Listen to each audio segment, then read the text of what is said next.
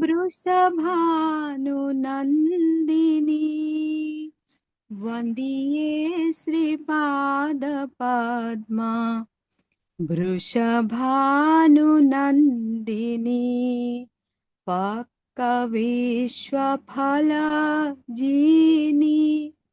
आधरा सुरंगिनी दशनादडि स्वबीजा जिनियाति शोभनी वसंत कोकिलजिनी सुमधुर बोलनी वंदिये श्रीपादपद्मा वृषभानुनन्दिनी वंदिये श्रीपादपद्मा वृषभानुनन्दिनी वंदिये श्रीपादपद्मा वृषभानुनन्दिनी कनक मुकुरजिनी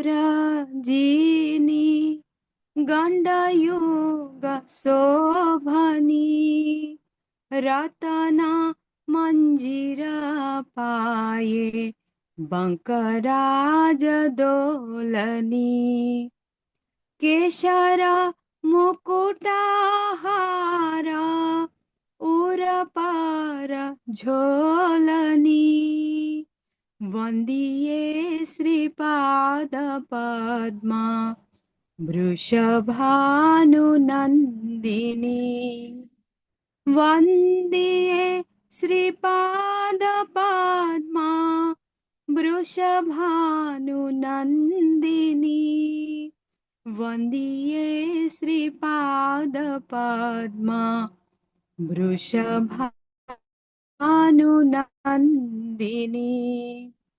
कनककलशजिनी कुचयुग शोभनी करिवर करजिनी बाहुयोग दोलनी सुललित अंगुलिते मुद्रिकार साजनी वंदिये श्रीपादपद्मा वृषभानुनन्दिनी वंदिये श्रीपादपद्मा वृषभानुनन्दिनी वंदिये श्रीपादपद्मा वृषभानुनन्दिनी गज अरिजिनी माजा गुरुयानितास्विनी तपर शोभित भाल कनकेर किंकिनी कनक उलटरंभा जानुयुग शोभनी वंदिये श्रीपादपद्मा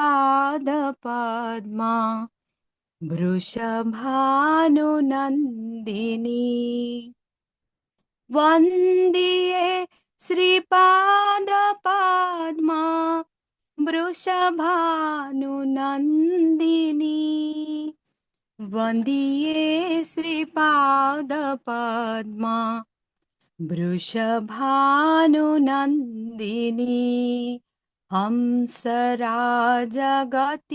हंसराजगतिजिनी सुमंतर चलनी रातुल चरणे राजे कनया सुपंचिनी युगल चरणे शोभे यावक सुरंजिनी वंदिये श्रीपादपद्मा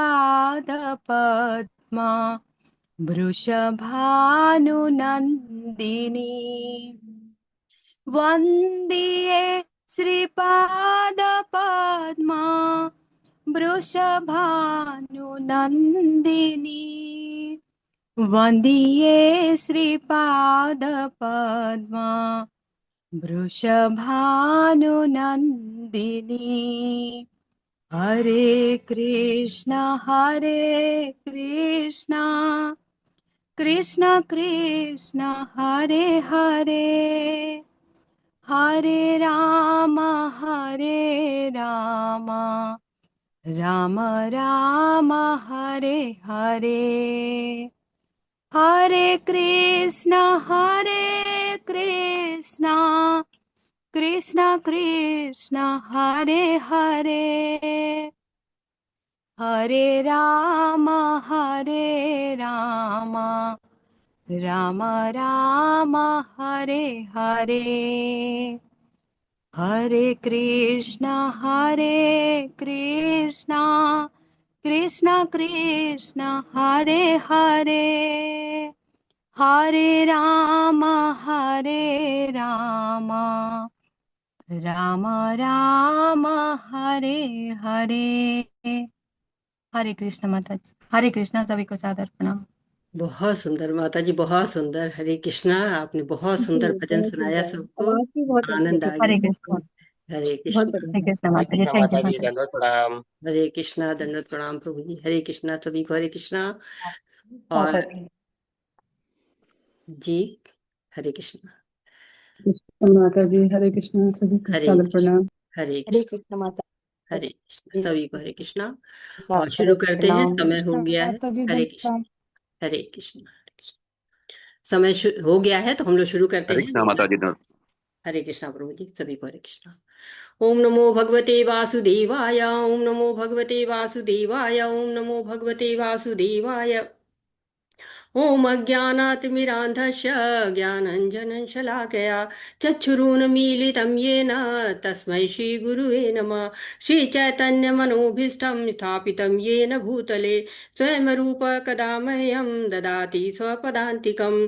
वन्देऽहं श्रीगुरु श्रीयुतपदकमलं श्रीगुरून् वैष्णवांश्च श्रीरूपं साग्रजातं सहगण रघुनाथ अन्वितं तं सजीवं साद्वैतं सावधूतं परिजनसहितं कृष्ण चैतन्य देवं श्री राधा कृष्ण पादान सर्व ललिता श्री विशाखा अन्विताश्च। हे कृष्ण करुणा सिंधु दीनबंधु जगतपते गोपेश गोपिका कांत राधा कांत नमस्तुते।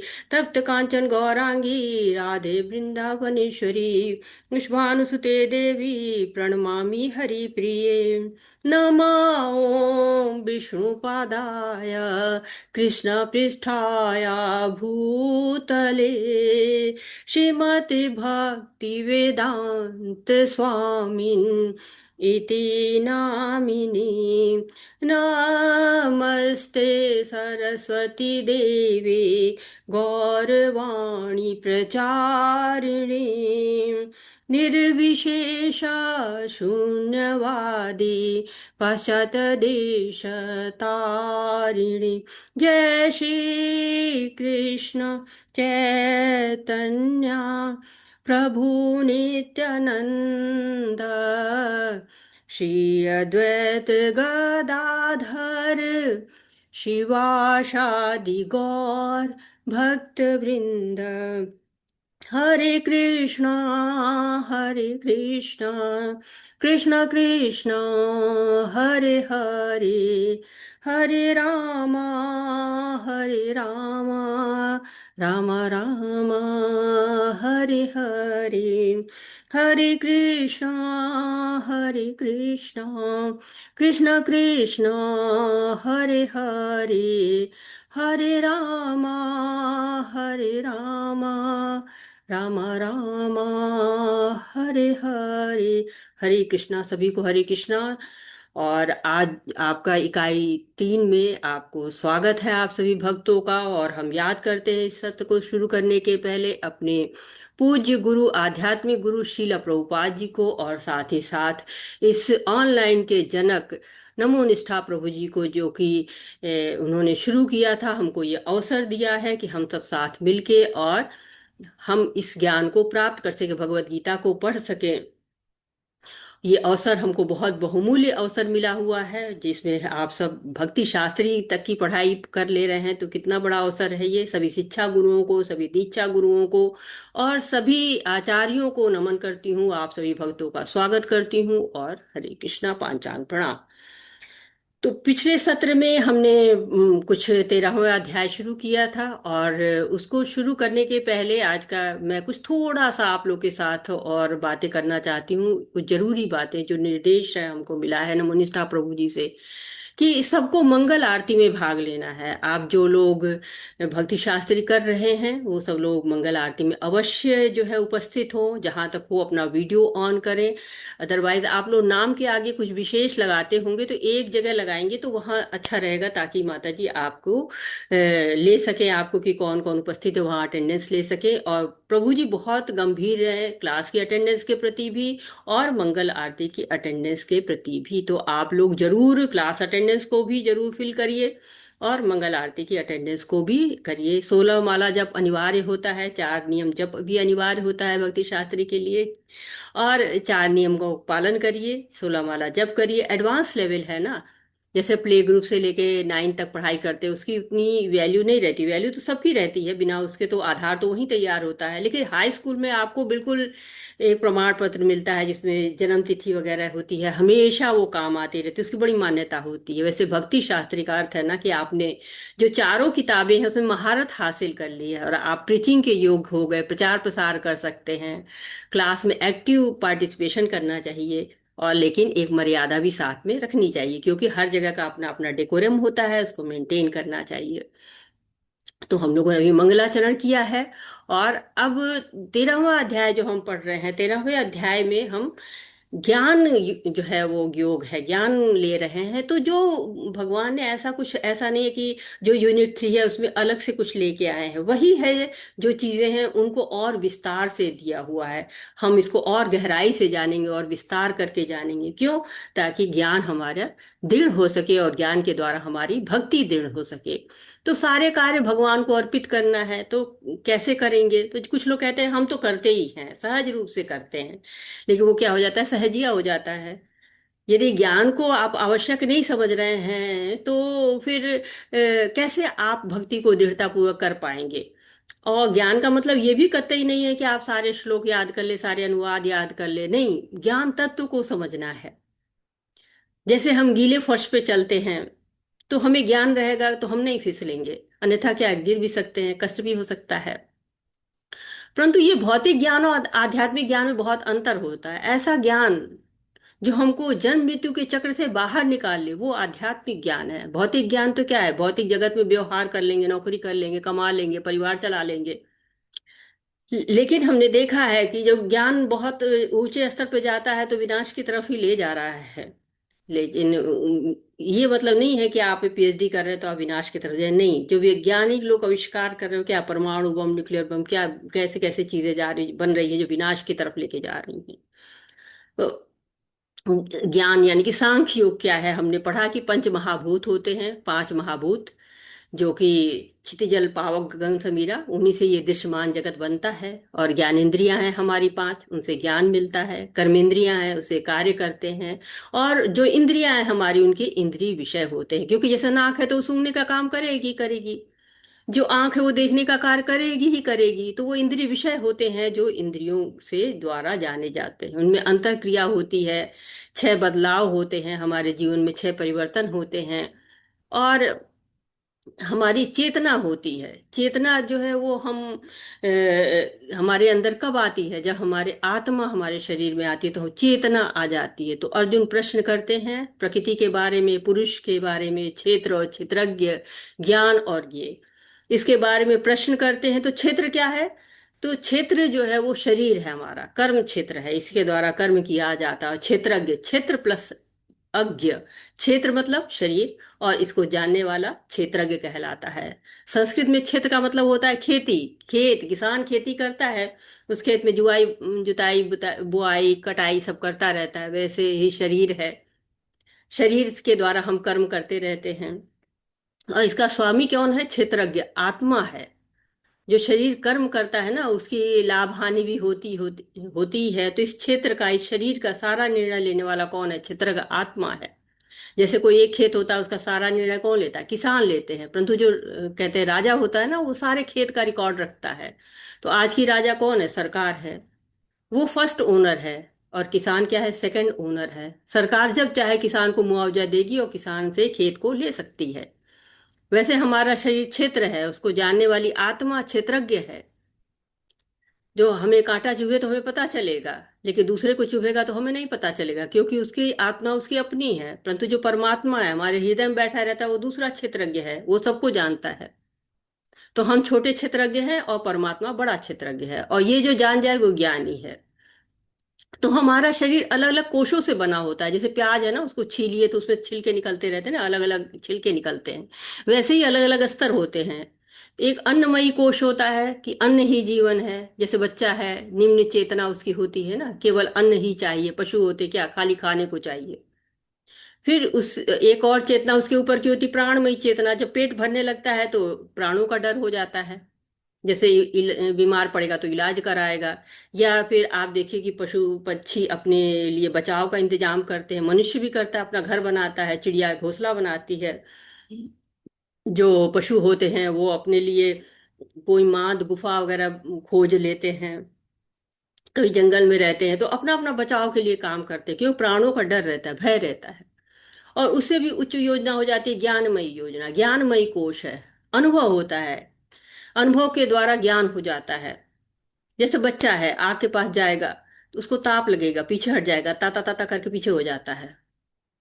पशु भी अनुभव करते हैं, ये खाते तो नुकसान करेगा, धूप में जाते हैं तो गर्मी लगेगी, छाड़ जाए वो छाए में रहेंगे तो जाड़ा लगेगा। तो ये चीजें वो भी अनुभव कर लेता है कि हमको गर्मी के दिनों में छाए में पेड़ के नीचे खड़े होना है, जाड़े आ गए हैं तो धूप में खड़ा होना है। तो ये सब कैसे अनुभव से आ जाता है, ट्रेंड किया जाता है ना। इसी तरह से अनुभव के द्वारा पशु भी ट्रेंड कर दिए जाते हैं सर्कस वगैरह में। और फिर विज्ञानमयी चेतना है, जिसने जो है आत्मा को समझ लिया, वो क्या हो जाता है? विज्ञानमयी हो जाता है। जब वो समझने लगता है कि हाँ, हम शरीर नहीं है, हम आत्मा है, तो वो क्या हो जाता है? विज्ञानमयी कोश है। और उससे ऊपर जिसने भगवान को जान लिया, वो आनंदमयी कोश है। तो ये जो कोश होते हैं, स्तर होते हैं, इनको हम बढ़ा सकते हैं। जो शुरू के होते हैं आपको स्तर की, अन्नमयी, प्राणमयी, ज्ञानमयी, ये क्या होता है? ये पशुओं में भी पाया जाता है, लेकिन इसके ऊपर की चेतना जो है वो मनुष्यों के में होती है। तो जो ये 13वां अध्याय है, ये 5 कोशों पर आधारित है। हमारी जो ज्ञान की धारणा थी ना, वो बदलती रहती है कि ज्ञान क्या है। जब हम यहाँ पढ़ते हैं भगवत गीता को, तब हमें समझ में आता है कि जो हम पहले जान रहे थे वो ज्ञान नहीं था। अब यहाँ पे भगवान बता रहे हैं 20 बातों को कि ये ज्ञान है।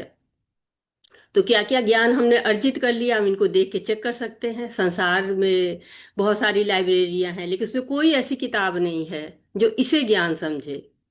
क्यों? क्योंकि शास्त्र नहीं है, वैदिक शास्त्र नहीं है। वैदिक शास्त्र बता देता है। साधारण सा ज्ञान होता है तो हमको अहंकार हो जाता है। इसीलिए कहा गया विनम्रता सबसे पहले रखा गया।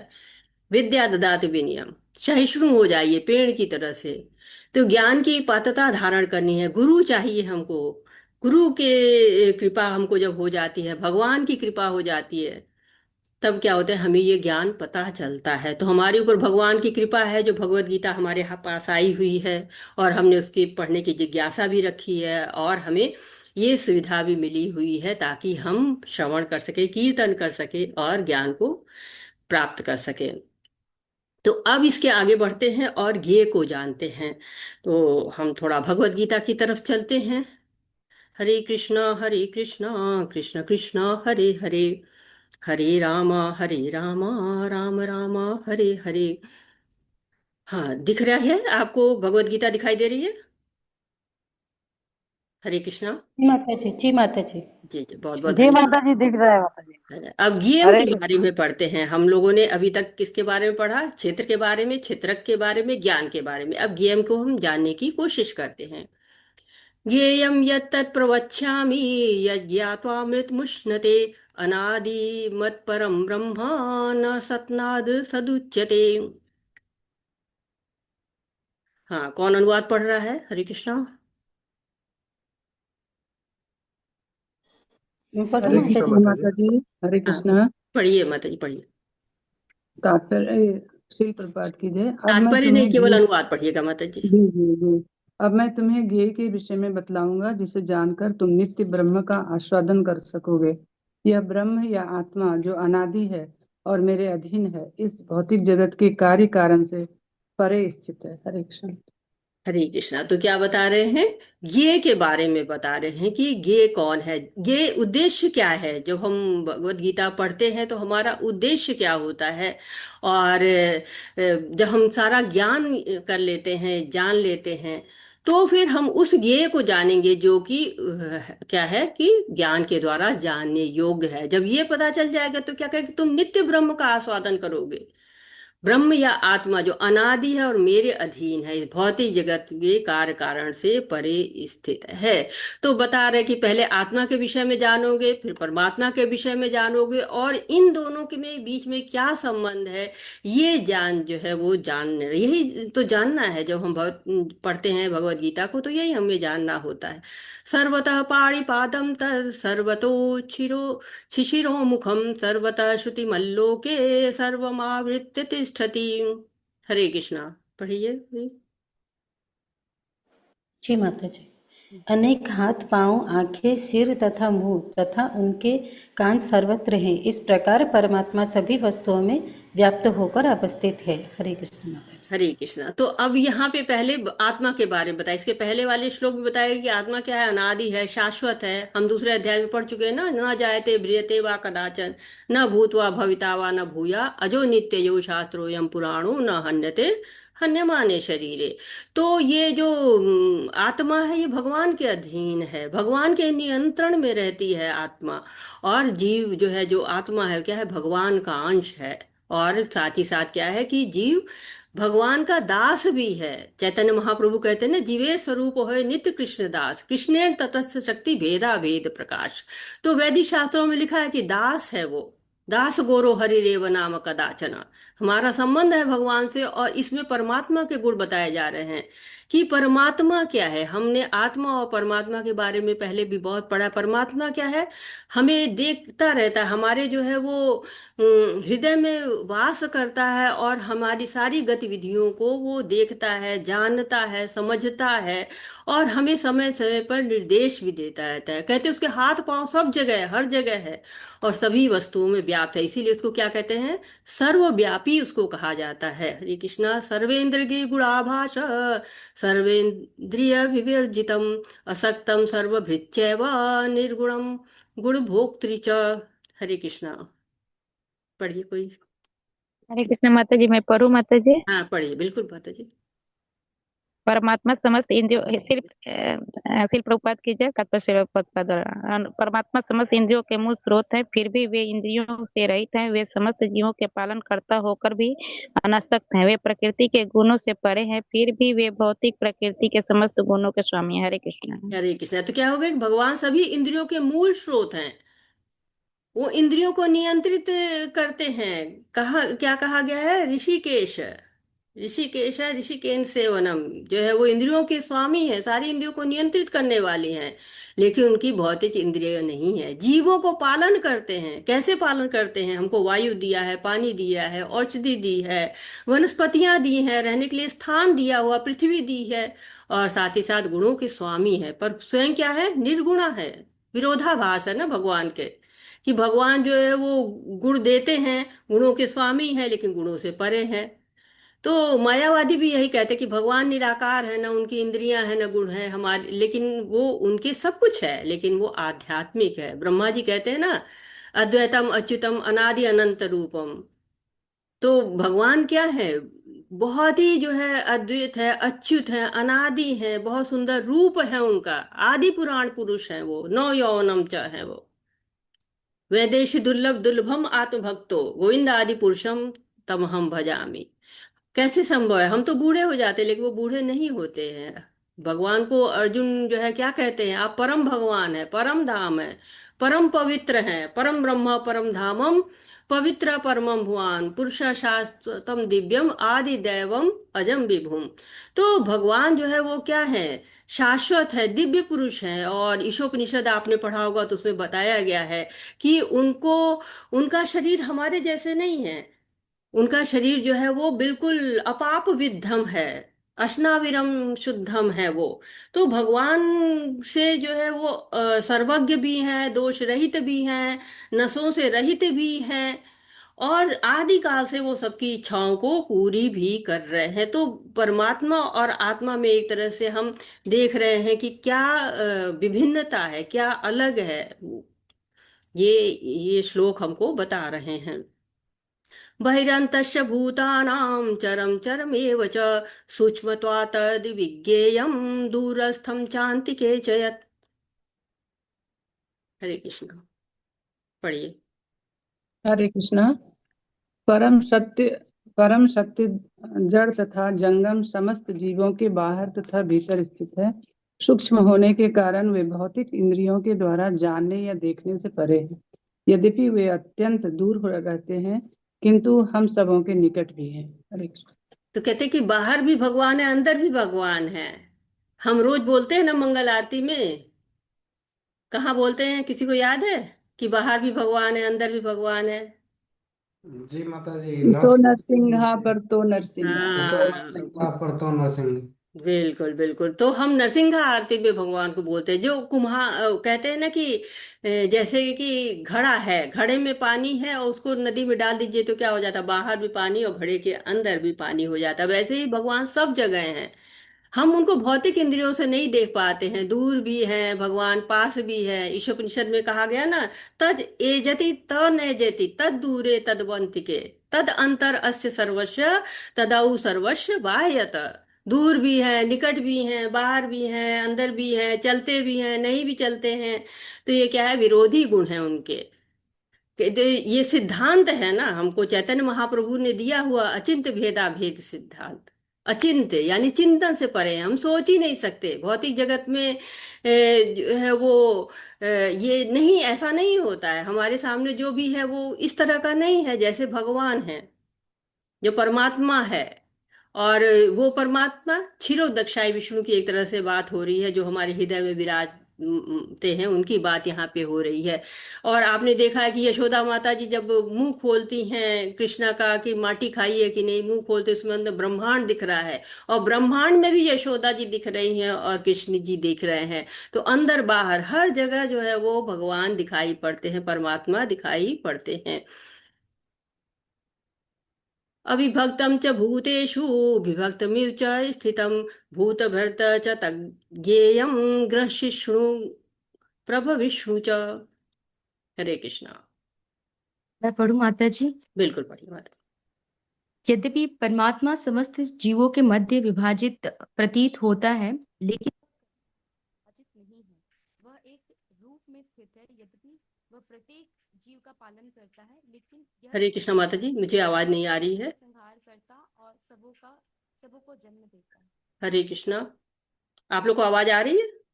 नहीं माता जी, नहीं आ रही। हरे पढ़ कृष्ण दीजिए माता जी। माता जी, पढ़ मैं दीजिए। पढ़ती हूँ। हाँ पढ़िए माता जी। यद्यपि परमात्मा समस्त जीवों के मध्य विभाजित प्रतीत होता है, लेकिन वह कभी भी विभाजित नहीं है। वह एक रूप में स्थित है। यद्यपि वह प्रत्येक जीव का पालन करता है, लेकिन यह समझना चाहिए कि वह सबों का संहार करता है और सबों को जन्म देता है। हरे कृष्ण। हरे कृष्ण। तो भगवान बटे हुए नहीं है, ऐसा नहीं भगवान बटे हुए हैं, थोड़ा थोड़ा टुकड़ों में बटे हैं, विस्तार ले रहे हैं तो विभाजित हो जा रहे हैं, नहीं ऐसा नहीं है। जैसे कि सूर्य को हम देखते हैं तो आप जितने बर्तन रख दे सब में सूर्य दिखाई पड़ता है, विभाजित नहीं होता है। आप घरों में माताएं हैं तो वो देखती हैं कि आटे से रोटी बनाते हैं, आटा सान के रख देते हैं, बड़ा सा गोला बनाते हैं, छोटी छोटी गोल रोटियां बनाते हैं और आटा खत्म हो जाता है। लेकिन भगवान के साथ ऐसा नहीं होता है। भगवान विस्तार लेते हैं लेकिन समाप्त नहीं होते हैं। जैसे माताएं हैं, उनके शरीर से कितने बड़ी बच्चे पैदा होते हैं, माते वैसी वैसे ही रहती है। तो क्या हमारे परमात्मा जो है दूसरे हैं और दूसरे योनियों के परमात्मा दूसरे हैं? आप कहेंगे कि नहीं, हमको तो वो वाला परमात्मा चाहिए जो उनके अंदर वो ज्यादा अच्छा है। तो ऐसा नहीं, भगवान विस्तार लेते हैं, न समाप्त होते हैं न बंटते हैं, तो अविभक्त हैं। देखो ईशोपनिषद में कहा गया ना कि पूर्ण है वो। ओम पूर्णमदः पूर्णमिदं पूर्णात् पूर्णमुदच्यते पूर्णस्य पूर्णमादाय पूर्णमेवावशिष्यते, हमेशा पूर्ण रहते हैं। 1 - 1 जीरो होता है, लेकिन आध्यात्मिक जगत में 1 - 1 भी 1 ही होता है, 1+1 भी 1 ही होता है। जितने भी विष्णु तत्व आप देखते हैं ना, सब में समान शक्तियां होती हैं। तो सबके संहार करता भी है, पालन करता भी है, सृष्टि करता भी है, सब कुछ भगवान है। लेकिन भगवान विभाजित नहीं है जीवों के मध्य। ऐसा होता है ना कि इतनी ज्यादा पॉपुलेशन है, सब में थोड़े थोड़े परमात्मा बट गए, नहीं। सब जो है वो परमात्मा विस्तारित तो होते हैं। ज्योतिषामपि तज्ज्योति तमस परमुच्यते ज्ञानम ज्ञेयम ज्ञानगम्यम हृदि सर्वस्व विष्ठितम। हरे कृष्णा। कौन पढ़ रहा है? हरे कृष्ण माता जी, मैं पढ़ रही हूँ। हाँ पढ़िए। वे समस्त प्रकाशमान वस्तुओं के प्रकाश स्रोत हैं। वे भौतिक अंधकार से परे हैं और अगोचर हैं। वे ज्ञान हैं, ज्ञेय हैं और ज्ञान के लक्ष्य हैं। वे सबके हृदय में स्थित हैं। हरे कृष्ण। हरे कृष्णा। तो भगवान ही क्या है? ज्ञान भी है। भगवान ज्ञान के लक्ष्य भी हैं, और ज्ञान से ही हम भगवान को जान भी पाते हैं। प्रकाश को भी हम लोग ज्ञान कहते हैं ना, अंधकार को क्या कहते हैं? अज्ञान कहते हैं। तो परम ज्ञेय कौन है? भगवान है। सबके हृदय में रहने वाले भगवान है। सर्वस्व चाहम हृदय सन्निविष्टो। तो हृदय में सबके भगवान रहते हैं। और हमको कभी कभी जो कहते हैं छठी इंद्रियां हैं, पर वो भगवान की कही जाती है कि कोई हमको बता रहा है, कोई हमको पुकार रहा है कि ये मत करो या ये कर लो, तो वो क्या होता है? परमात्मा के अंदर से आवाज होती है। इति क्षेत्रं तथा ज्ञानं ज्ञेयं चोक्तं समासतः मद्भक्त एतज्ज्ञाय मद्भावायो उपपद्यते। हरे कृष्णा। हरे कृष्ण माता जी, सदा हाँ, प्रणाम। इस प्रकार मैंने कर्म क्षेत्र, शरीर, ज्ञान तथा ज्ञेय का संक्षेप में वर्णन किया है। इसे केवल में से ही पूरी तरह समझ सकते हैं। इस तरह में हरे कृष्ण। हरे कृष्णा। तो क्या कह रहे हैं कि इस तरह मैंने कर्म क्षेत्र, शरीर जो है कर्म क्षेत्र है, ज्ञान 20 ज्ञान देखा, और ये का संक्षेप में वर्णन किया हुआ है।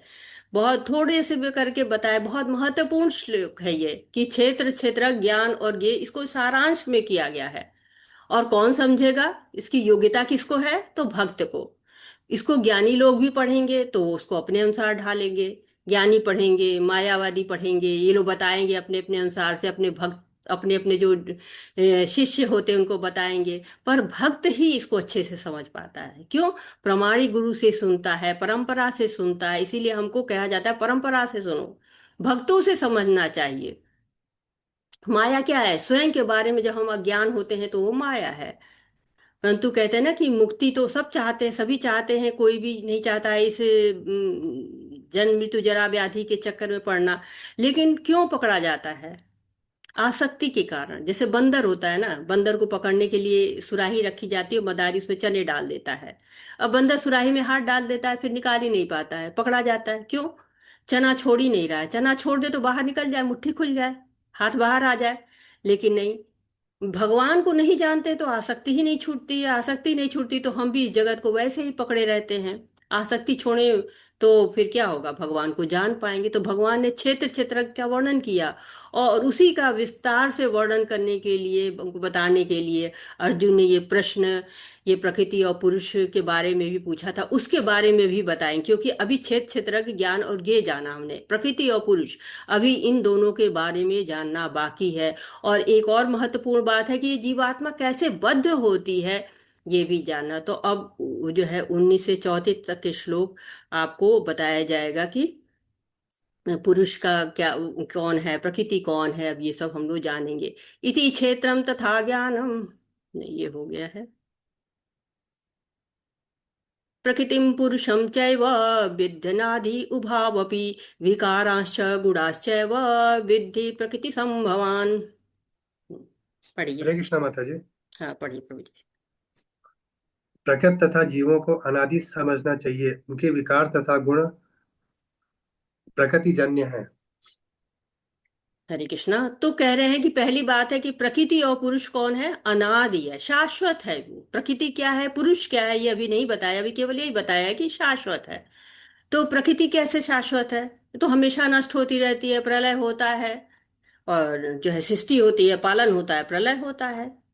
लेकिन यह भी भगवान की बहिरंगा शक्ति है, कभी समाप्त नहीं होती है, कुछ समय बाद फिर प्रकट हो जाती है। हम कहते हैं संसार नश्वर है, पर यह अव्यक्त होता है, पुनः सृजित हो जाता है, प्रकृति का रूप बदलता है, समाप्त नहीं होती, सृजन होता है, विनाश होता है। जैसे है ना कि हम लोग रोज बालों को संवारते हैं, फिर बाल बिगड़ जाते हैं, लेकिन बाल तो रहता ही रहता है ना। जैसे बच्चा है ना, उसको हम बताते हैं कि मिठाई स्वाद में मीठी होती है, उसको मिठाई बोलेंगे वो समझ जाएगा। रूप चाहे जैसा भी हो, रूप बदल जाता है, लेकिन प्रकृति नहीं बदलती, प्रकृति शाश्वत रहती है। प्रकार प्रकृति को और जीव दोनों को, जीवात्मा भी क्या है, अनादि है, लेकिन इनके विकार और गुण प्रकृति जन्य है। कैसे हैं, आगे हम पढ़ेंगे। कार्य कारण कृत्तित्वे हेतु प्रकृतिरुच्यते, पुरुषः सुख दुःखानां भोक्तृत्वे हेतुरुच्यते। हरे कृष्णा। हरे कृष्ण माता जी।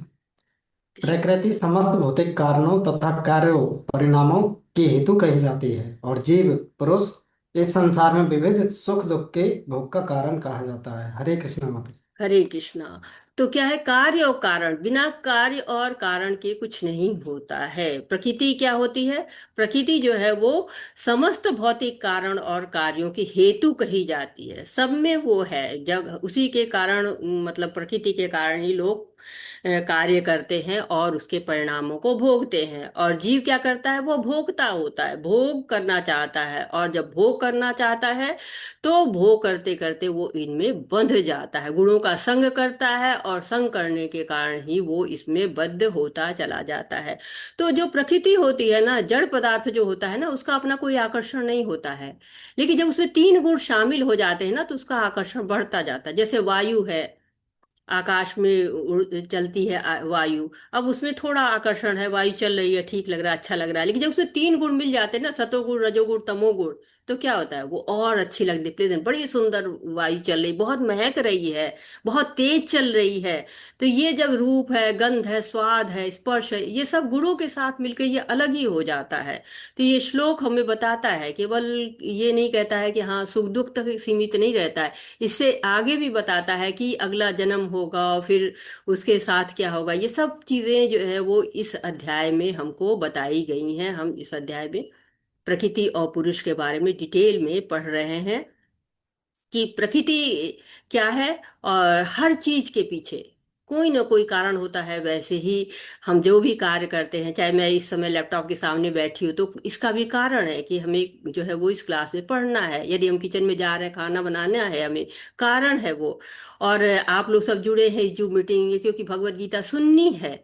तो ये जो है कोई ना कोई कारण होता, बिना कारण के कुछ कार्य भी नहीं होता। तो पहली लाइन हमें प्रकृति की परिभाषा बताती है, और दूसरी लाइन हमें जीव की, पुरुष की जो है वो बताती है, और कहती है कि प्रकृति के कारण ही सारे कार्य हो रहे हैं, और इन्हीं के गुणों के कारण सारा सुख दुख हमको मिल रहा है, और इन्हीं के कारण भोग जो है जीव, और सुख पा रहा है, कभी दुख पा रहा है, इसमें उलझा हुआ है।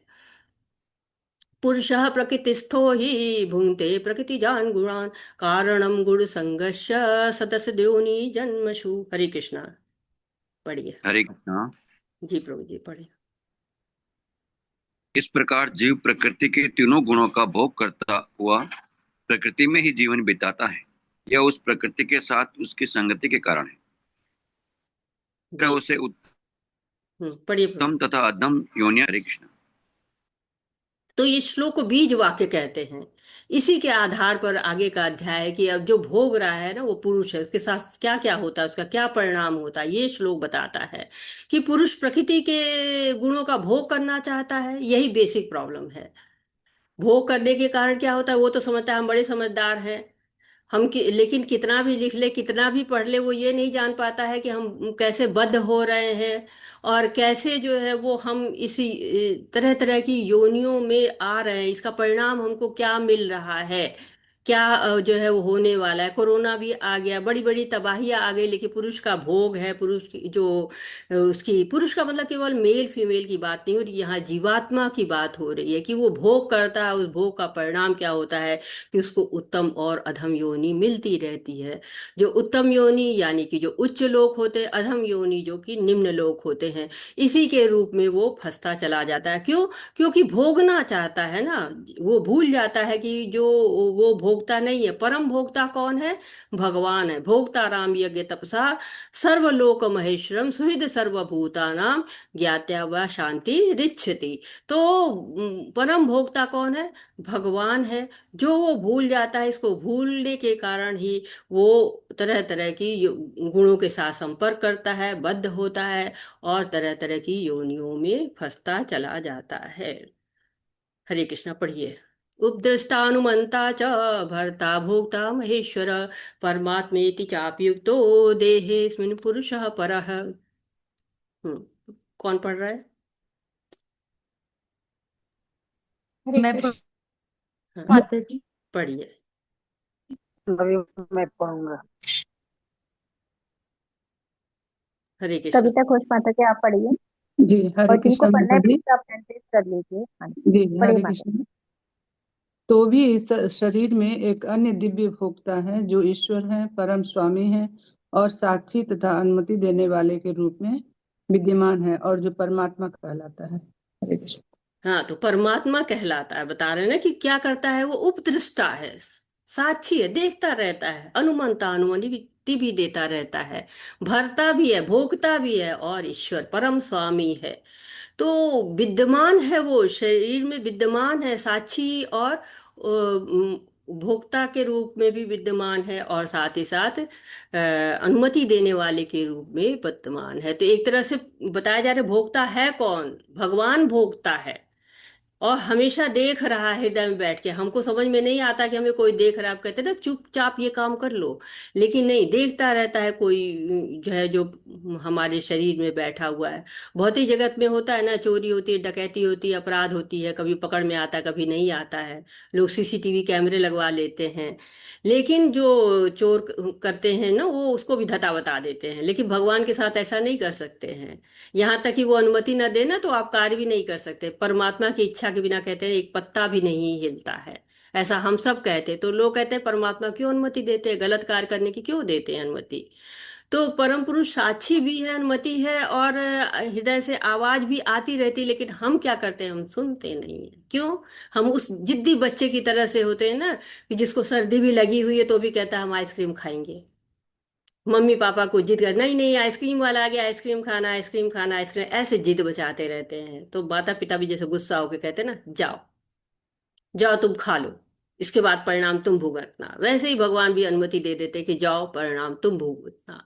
लेकिन जो परमात्मा है वो चाहता है कि हाँ, जीव जो है वो मेरी तरफ देखे, मेरी तरफ जो है वो सुने, मेरी बातों को सुने। लेकिन जो जीवात्मा है वो अज्ञान में ही रहता है। 5वें अध्याय में कहा गया है, ना दे कस्ते चित्त्याय न चैवम सुकृत विभु अज्ञानेन अनावृतम ज्ञानम तेन मुह्यंति जंतव। सारे देहधारी जो भी हैं सब क्या होते हैं? अज्ञान में ही रहते हैं, मोहग्रस्त रहते हैं, भ्रम में रहते हैं। उनका जो ज्ञान है ना आच्छादित रहता है। भले ही वो परा प्रकृति है और उसमें ज्ञान है, ज्ञान से पूर्ण है, लेकिन इतना मोहित है कि वो अपने कर्म और कर्म फल को सबको भूल जाता है और वो प्रकृति के गुणों के साथ मिलकर अपने आप को बद्ध कर लेता है।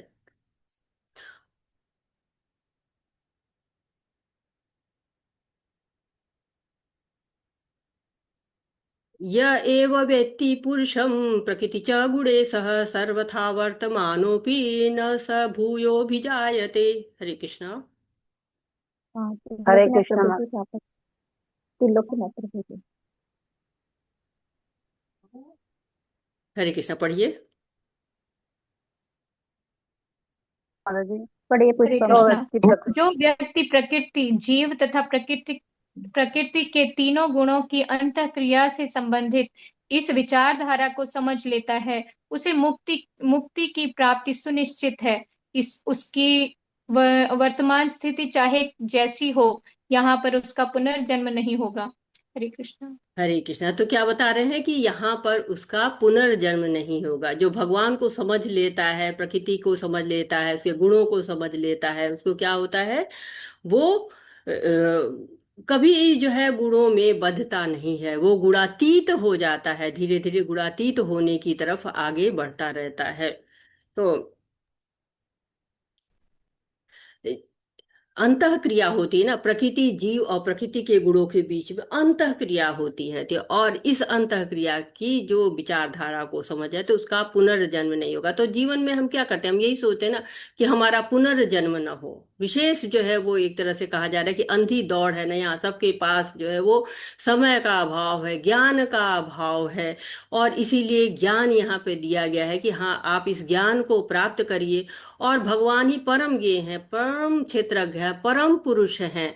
और भगवान को जानने के लिए क्या करना है, हमको इससे गुणों से अलग होना पड़ेगा, इनसे ऊपर उठना पड़ेगा। हरे कृष्णा। ध्यानेना आत्मनि पश्यन्ति केचिता आत्मानमात्मना अन्ये सांख्येन योगेन कर्म योगेन चापरे। हरे कृष्णा। पढ़िए। देखता हरे माता जी। कृष्णा हरे कृष्णा। कुछ लोग परमात्मा को ध्यान के द्वारा अपने भीतर देखते हैं तो दूसरे ज्ञान के अनुशीलन द्वारा कहते हैं जो निष्काम कर्म योग द्वारा देखते हैं। हरे कृष्णा। आवाज आपकी इको कर रही है। तो कह रहे कुछ लोग परमात्मा को कैसे देते हैं, कई ध्यान लोग के। पढ़ने लगते हैं ना, जो पढ़ने वाला हो हैंड रेस कर दे, दो लोग पढ़ने लगते हैं तो डिस्टर्ब हो जाता है। नहीं, माता इसका जी को देख तो होस्ट रही है, है माता जी दे रही हैं। हमारी पूनम जी। मैडम, माता जी आप जरा सा इसको कंट्रोल करिए कि एक एक बोले, दो लोग सेवा में हाँ अत्युत्साह में प्रभु बोलने जी, लगते मैंने हैं। निर्मला माता जी को बोला लेकिन बीच में किसी ने अनम्यूट कर दिया।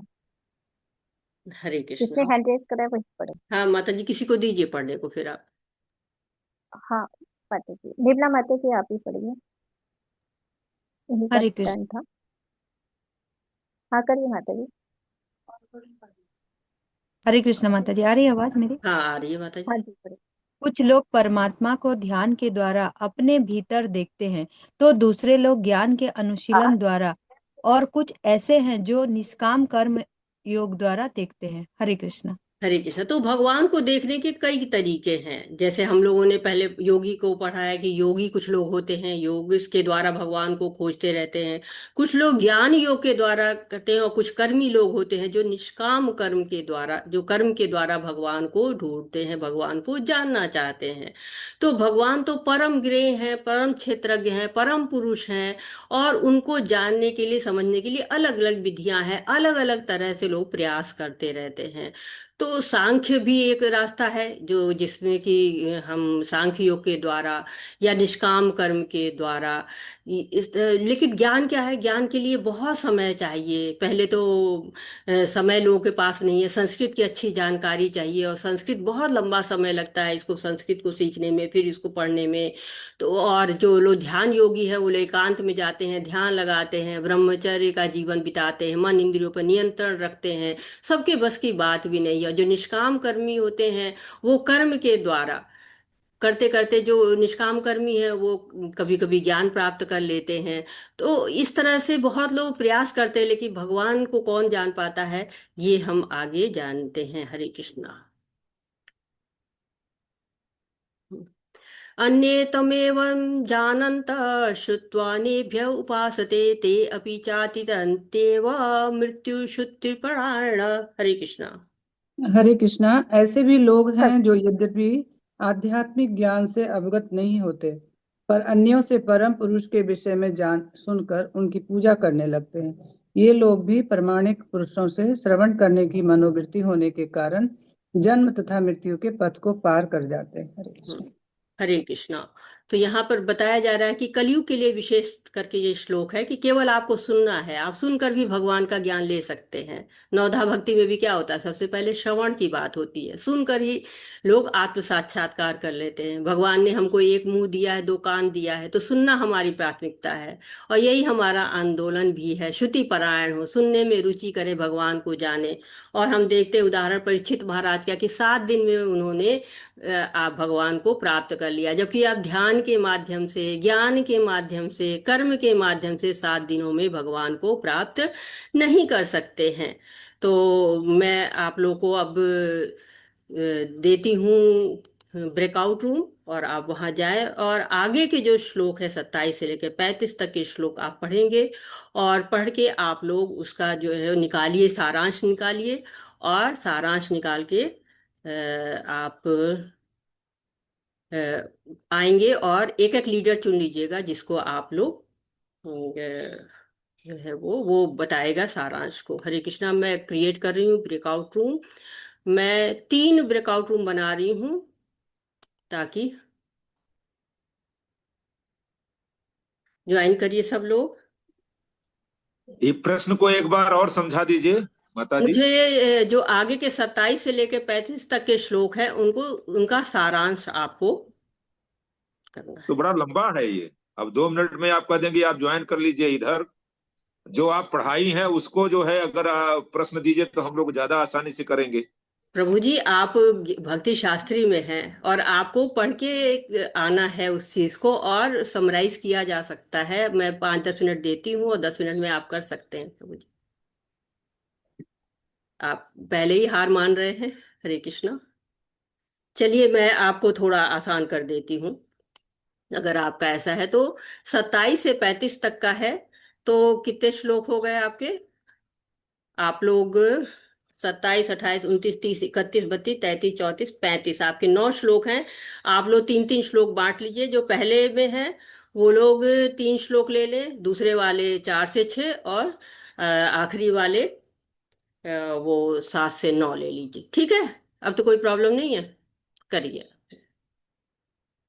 ज्वाइन करिए। हरे कृष्णा।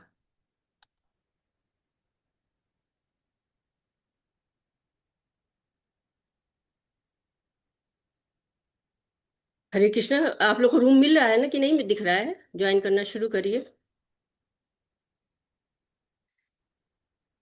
हरे कृष्ण हरे कृष्ण माता जी।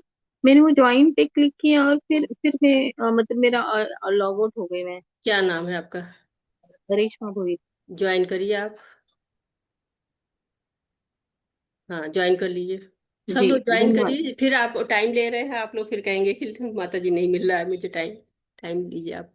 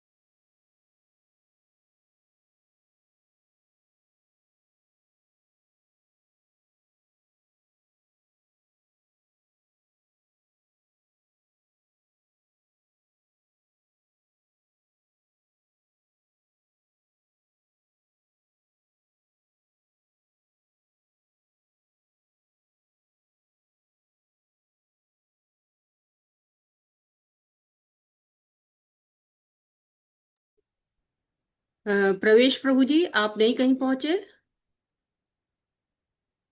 हरे कृष्णा माता जी। एक्चुअली मैं थोड़ा बाहर में था, मेरा मोबाइल से चल रहा था, अभी घर पे आया था ना, इसलिए वो हो गया, मतलब और कुछ नहीं है। और ज्वाइन करेंगे? हाँ, करवा दीजिए माता जी उसमें। लीजिए, आपको रूम 3 में भेज रहे हैं। हाँ जी।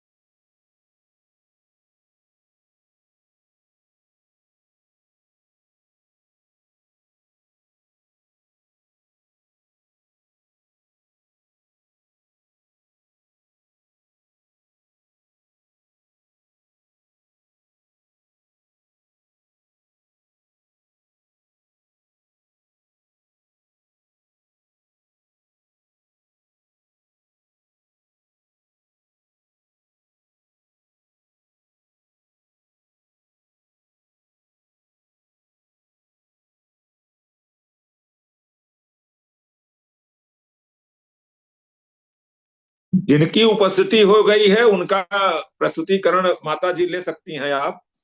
तीसरे ग्रुप के अभी उपस्थिति किसी आप। का हैंड रेज नहीं है प्रभु जी, हैंड रेज हो जाए। अब समय हो गया, अब सब लोग वापस आ रहे हैं। मुझे हैंड रेज दिख नहीं रहा है कोई भी, तो मैं नहीं ले पा रही हूँ। अच्छा अच्छा, नहीं हमारा ग्रुप आ गया है 3 वाले। तो हैंड डिस्कस रेज करे, कौन लीडर है वो लोग हैंड रेज करें। अच्युत प्रभु जी हैं, वो हैंड लीडर कर देंगे। अच्युत प्रभु जी। तीनों ग्रुप के लोग हैंड रेज करिए, और फर्स्ट ग्रुप किसका है वो शुरू करें।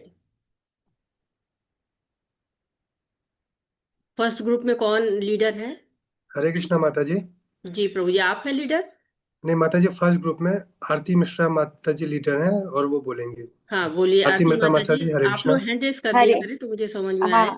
हाँ क्षमा करिए। चाहती हूँ माता जी। हाँ जी करिए, माता जी। शुरू करिए। माता जी, तो हम सब ने मिलकर कुछ पॉइंट्स नोट डाउन किए हैं, वो मैं बोलना चाहूंगी। आ, पहला पॉइंट है कि जो लोग शरीर तथा आत्मा के बीच अंतर को समझते हैं, वे ही मुक्ति के विधि को पहचानते हैं और गंतव्य तक पहुंचते हैं। दूसरा पॉइंट हमारा है कि मैं आत्मा हूँ और सब आत्मा है, और कृष्ण सबके भीतर है और सेवा के लिए बनी है। हमारा तीसरा पॉइंट है, शरीर किसी भी स्थिति और स्वरूप में हो, आत्मा और परमात्मा हमेशा साथ रहते हैं। हमारा नेक्स्ट पॉइंट है माता जी, परमात्मा अविनाशी है और प्रकृति के गुणों से मुक्त है। नेक्स्ट पॉइंट है हमारा, सच्चा ज्ञान परमात्मा को सर्वत्र देखने और समझने में है। और हमारा लास्ट पॉइंट है माता जी, शरीर में विद्यमान आत्मा और परमात्मा दोनों अविनाशी है। जिस तरह सूर्य समस्त ब्रह्मांड को प्रकाशित करता है, उसी प्रकार आत्मा भी हमें प्रकाशित करती है। हरे कृष्ण। कृष्णा हरे माता जी, कृष्णा माता बहुत जी। स्पष्ट और बहुत सुंदर में आपने संक्षेप में, बहुत सुंदर माता जी। हरे कृष्णा, बहुत बहुत हरे धन्यवाद। कृष्णा माता जी, सादर प्रणाम। तो मैं ग्रुप 2 से बोल रही हूँ। तो हाँ इसमें बोलिए। जो हम लोग ने डिस्कस किया है उसका है इस तरह भावार्थ है कि फर्स्ट पॉइंट तो है, जो व्यक्ति सभी जीवों में समान रूप से स्थित परमात्मा को देखता है, वही वास्तव में देखता है। मतलब इसका तात्पर्य है कि परमात्मा प्रत्येक शरीर में उपस्थित है, जैसे मनुष्य, पशु, देवता और सभी में, और भक्त किसी से द्वेष नहीं करता। और दूसरा पॉइंट हम लोग ने निकाला है, जो सभी भगवान को समान देखता है, वह ना तो किसी को हानि पहुंचाता है और ना ही अपने पतन का कारण बनता है। और तीसरा पॉइंट है, जो यह समझता है कि सभी कर्म प्रकृति द्वारा होता है और आत्मा अकर्ता है, वही सही दृष्टि वाला है। कि मैं करता हूँ, यह अहंकार जिसके पास, मतलब जो है वास्तविक कर्ता प्रकृति है, साक्षी आत्मा है। और तीसरा पॉइंट है कि जब व्यक्ति देखता है कि विविध जीव मतलब वास्तव में एक ही स्रोत से उत्पन्न है, परमात्मा से उत्पन्न है, तब वह ब्रह्म भाव को प्राप्त कर लेता है। सभी जीव भाई, मतलब सभी में भगवान उपस्थित हैं। और एक पांचवा पॉइंट है कि आत्मा अनादि है, अविनाशी है और शरीर के कार्यों से प्रभावित नहीं होती।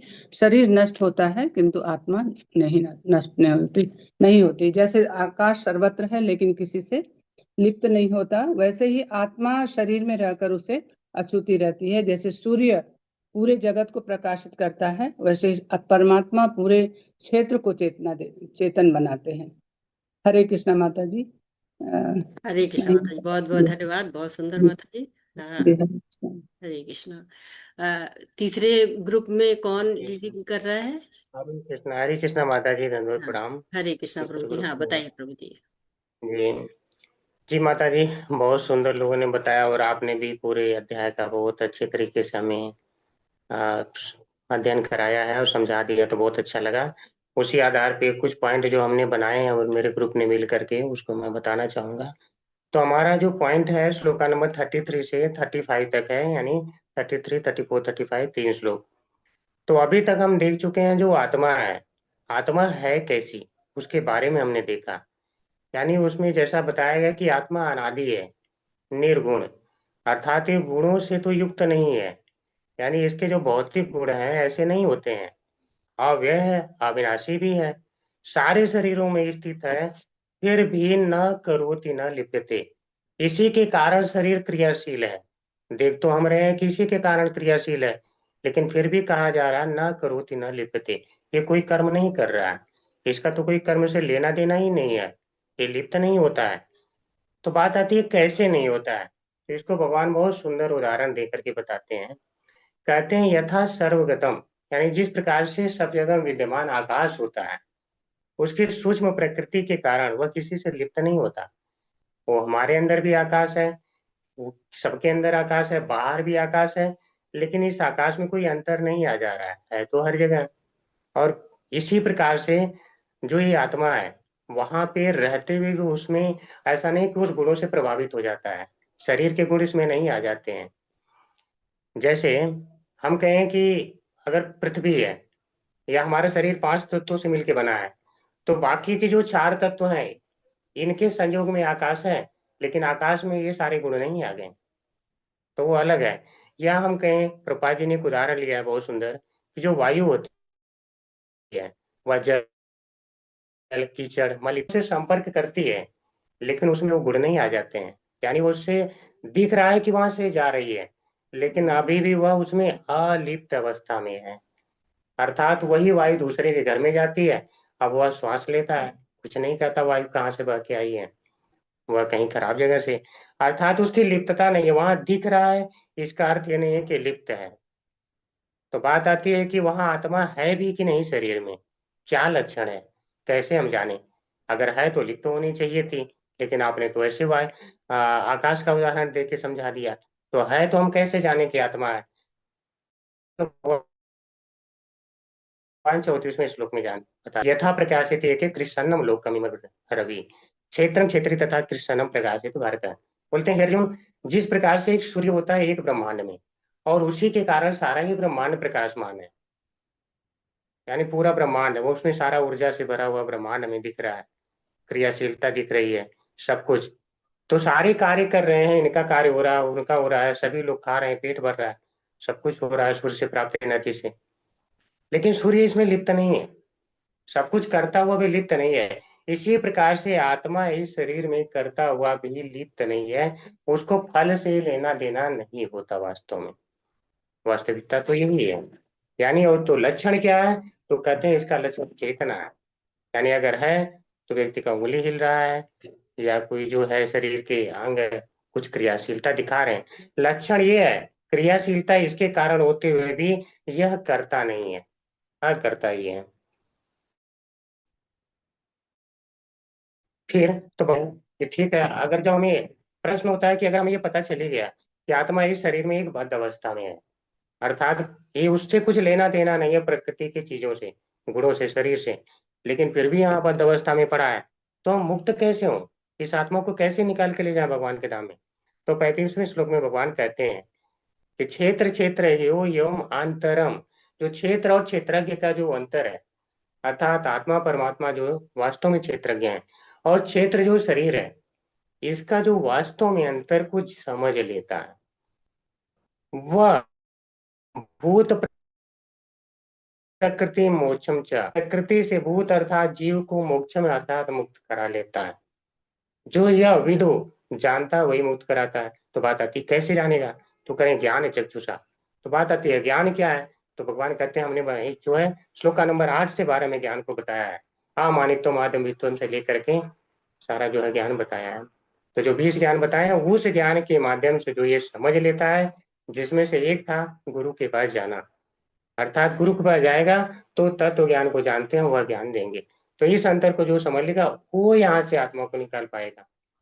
क्यों? क्योंकि आत्मा कार्य नहीं करता, लेकिन भोक्तृत्व, भोग के कारण ही कारणम उच्यते, वह कहा जाता है कि यह कार्य को करने वाला है। अगर भोग में लिप्त ना हो तो वास्तव में आत्मा कुछ काम नहीं करेगा। अर्थात अगर कृष्ण के लिए सारी कार्य किए जाए तो आत्मा ही मुक्त है, सर्वथा वर्तमानो अपि, वह मुक्त कहा जाएगा, यानी किसी भी कंडीशन में वो मुक्त ही है। इसलिए इसे शिक्षा मिलती है केवल कृष्ण भावनामृत ही हमें इस संसार से मुक्त करा सकता है। हरे कृष्ण माता जी। हरे कृष्ण प्रभु जी, बहुत बहुत धन्यवाद। तो 27 से 35 तक के श्लोक जो हमने आप लोगों ने सबने सारांशित किए हैं, तो वो ज्ञान चक्षु कहलाते हैं। यानी कि ज्ञान जो है वो हमको भगवान दे रहे हैं, जिसके द्वारा हमारे चक्षु खुल जाए। चक्षु जब खुल जाते हैं ज्ञान के, तो क्या होता है कि हमको सब कुछ साफ साफ नजर आना शुरू हो जाता है कि हाँ क्या है। तो कह कि जब ज्ञान चक्षु खुलते हैं तो 13.27 में कहा गया कि ज्ञान के द्वारा हम क्या कर सकते हैं, पदार्थ और आत्मा में अंतर कर सकते हैं। पदार्थ क्या है और आत्मा क्या है? पदार्थ क्या है? चर और अचर। एक तरह से आप समझ लीजिए कि चर और अचर दोनों में अंतर कर सकते हैं। क्षेत्र और क्षेत्रज्ञ में हम अंतर कर सकते हैं, इस बात को हम समझ सकते हैं। जैसे कि एक बंदर है, पेड़ पे बैठा फल खा रहा है, तो पेड़ क्या है, कर्म क्षेत्र है, और बंदर क्या है, पेड़ का ज्ञाता है।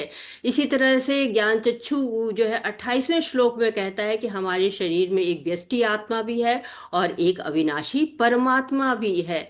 और हमने देखा कि परमात्मा रूप क्या है, उपदेष्टा अनुमंता। अच्छा, उपदेष्टा भी है और अनुमंता भी है। आत्मा हमने दूसरे अध्याय में पढ़ा, बहुत डिटेल में पढ़ा है। और परमात्मा भी हमको दिखते नहीं है, परमात्मा भी हमको नहीं दिखते हैं, लेकिन भगवान हमको उनके बारे में बता रहे हैं, हमको कह रहे हैं, समझा रहे हैं कि देखो, व्यष्टि आत्मा है और अविनाशी परमात्मा है। परमात्मा है कैसा? सर्वत्र है। अगर हम सब में परमात्मा को देखेंगे, हर एक जीव में परमात्मा को देखेंगे, तो हमारी जो दृष्टि है वो बदल जाएगी। और साथ ही साथ अगर हम ये भी जान जाए कि हमारे शरीर में एक आत्मा है और एक परमात्मा है, तो और मैं जो है वो शरीर नहीं हूँ, मैं आत्मा हूँ और मुझे परमात्मा के साथ अपना कनेक्शन बनाना है, तो हमारी दृष्टि चेंज हो जाएगी। ये ज्ञान हमको यहाँ मिल रहा है। साथ ही साथ कहते हैं, आत्मा जो है कुछ करती नहीं है, सारा कार्य कौन करता है? शरीर करता है। इसीलिए कहते हैं ना कि जो घोस्ट होते हैं वो आत्मा को वो शरीर को ढूंढते हैं। आत्मा तो रहती है लेकिन शरीर नहीं, तो कार्य कहाँ से करे? इसीलिए कर्मेंद्री कहा गया है। कर्मों की इंद्रिय होती है, जो कर्मेंद्री ना हो तो कोई कैसे कार्य कर पाएगा? जो है कर्मेंद्री तो होनी चाहिए ना। तो इसीलिए कहते हैं कि आत्मा कुछ नहीं करती है, कार्य कौन करता है? शरीर करता है। और 31 श्लोक में कहा गया है कि जीवात्मा अलग है और शरीर यानी उसका क्षेत्र अलग है। जीवात्मा क्या है? क्षेत्रज्ञ है, और शरीर जो है क्या है? क्षेत्र कहलाता है। और 32वां श्लोक हमसे कहता है कि आत्मा क्या है? दिव्य है और शाश्वत है, और शरीर जो है वो पदार्थ है। दोनों अलग अलग है, दोनों एक नहीं है। और इसके समझाने के लिए हमको बताया गया, दो दो उदाहरण दिए गए हैं। एक उदाहरण दिया गया है कि आकाश से जो है वो वायु लिप्त नहीं होती है, उसी तरह से आत्मा जो है वो लिप्त नहीं होती है, देहांतरण करती रहती है। तो कलयुग के जीव को समझाने के लिए दो दो उपमाएं दी गई हैं। एक तो आकाश की दी गई है, दूसरा सूर्य के लिए कहा गया कि सूर्य अकेला जो है वो सारे ब्रह्मांड को प्रकाशित करता है, चाहे छोटा हो चाहे बड़ा हो। जो है जितनी भी जो है जैसी भी जगह है, पानी है, जल थल, सब जगह प्रकाशित करता रहता है सारे ब्रह्मांड को। वैसे ही आत्मा क्या है? हर जीव में पाई जाती है। चींटी में भी है आत्मा, ब्लू व्हेल में भी आत्मा है, मनुष्य में भी आत्मा है, और वही चेतना देती रहती है। तो इस तरह से दो उदाहरण के द्वारा बताया गया है, आत्मा के बारे में बताया गया है। तो ये थोड़ा सा जटिल पाठ होता है, जटिल पाठ है, लेकिन इसको समझने के लिए हमको थोड़ा सा ज्ञान जो भगवान ने दिया है, इसके द्वारा ज्ञान चक्षु जब मिल जाता है तो हमें क्या होता है? शरीर और शरीर के ज्ञाता के अंतर को हम समझना शुरू कर देते हैं, और यही भव बंधन की मुक्ति मिलती है। भव बंधन से हम मुक्त हो जाते हैं जब हमें ज्ञान के चक्षु मिल जाते हैं। दोनों ज्ञाताओं का जो है वो पता चल जाता है हमको, और उसके बाद हमें भव बंधन से मुक्ति हो जाती है। क्यों? हम कनेक्शन करते हैं, भगवान से कनेक्शन करते हैं, पता चलता है ये क्या है? शरीर तो कुछ जो है वो थोड़े दिन में नष्ट हो जाना है। प्रकृति क्या है? इसको हमें छोड़ के जाना है। ये भौतिक जगत हमें छोड़ देना, हमें बार बार आना नहीं है, क्योंकि हमारा असली घर कहाँ है? भगवान के पास है। तो ये चेतना परिवर्तित जब हम करते हैं, जो हम लोगों ने 5 तरह के कोष के बारे में पढ़ा, उस चेतना को जो हम परिवर्तित करते रहते हैं, और कैसे? कृष्ण भावनामृत के द्वारा। तो इस तरह से इस अध्याय का यहाँ पर समापन हो जाता है। तो इस अध्याय के बारे में जो है वो हमने काफ़ी चीज़ें पढ़ी और ज्ञान चक्षुओं को जाना। भगवान ने एक तरह से हमको दृष्टिकोण दिया कि जो हमारा दृष्टिकोण उन्नत कैसे हो सकता है। फलश्रुति हमको दी कि जो जान जाएगा, आखिरी जो श्लोक है वो फलश्रुति कहलाता है, सारांश कहलाता है, कि जो इन ज्ञान चक्षु जो मिले हैं, इनसे शरीर और शरीर के ज्ञाता के अंतर को समझना है, और समझ करके भव बंधन से मुक्ति प्राप्त करनी है, लक्ष्य को प्राप्त करना है। लक्ष्य क्या है? हमारा भगवान को प्राप्त करना, भगवान के धाम जाना, ये हमारा लक्ष्य है। तो आज हम यहाँ पे रुकते हैं। आपका कोई प्रश्न है, आपका कोई सुझाव है, आप कुछ ऐड करना चाहते हैं, आप कोई त्रुटि सुधार करना चाहते हैं, तो मोस्ट वेलकम। हरे कृष्णा।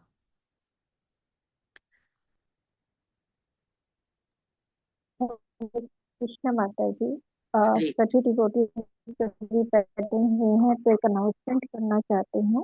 जी। एक तो अटेंडेंस लिंक डाल दिया है, तो सभी अटेंडेंस लिंक फिल करिए, और सभी ना चले गए इसलिए मुझे पहले कहना पड़ा है, बाद में आप अपना प्रश्न पूछ सकते हैं।